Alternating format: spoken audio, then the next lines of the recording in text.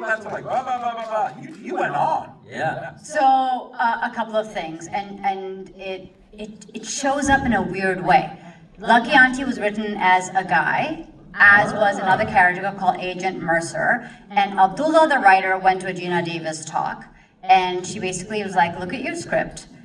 If you can turn two men into women and it still works, do it. And so that night he went back, and it became Lucky Auntie, not Lucky Uncle. And it became, Agent Mercer became a woman as well. And Lucky, what I love about this role, Lucky just has a masculinity to her, and a fierceness and a physicalness that I've never been able to play.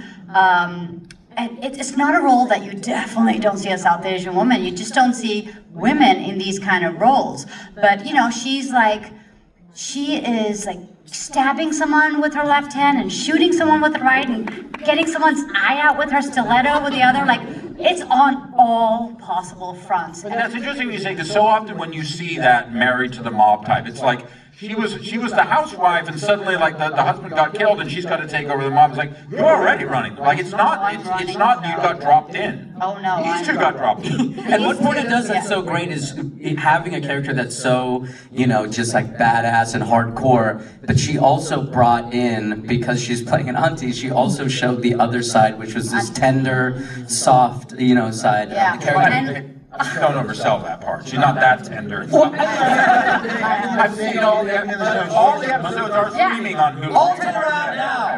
Yeah. But Lucky is, because she's written so strong, I could really, I'm a South Asian mother, and not to make sweeping stereotypes, we kind of infantilize our sons.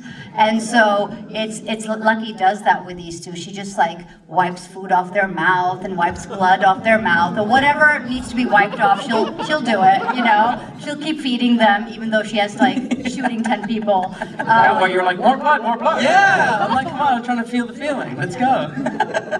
But I think it's great. Now, one of the elements of this, and we really appreciate you guys being with us today, and we really appreciate these guys. Thank you guys so much for coming out. It's so cool. But I wanted to get a sense, Saagar, that Raj, he's not even a good party boy. He kind of fails as a party boy, right? I'll be honest with you, he does, right?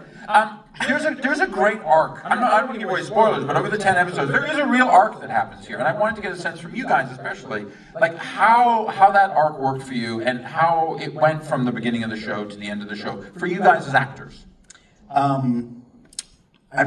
Just to address your first point, I think Raj is a great partner. he might not have all his ducks in a row, but he's got the money to do it.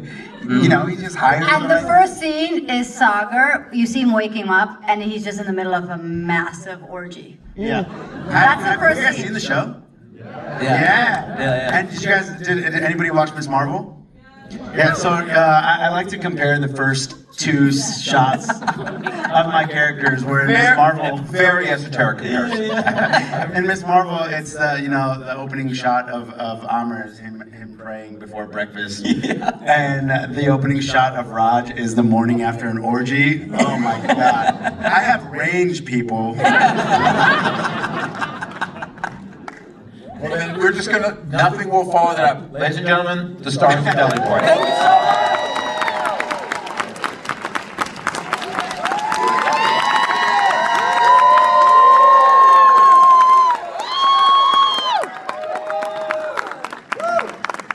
Thank you guys. Thank you guys. Bye.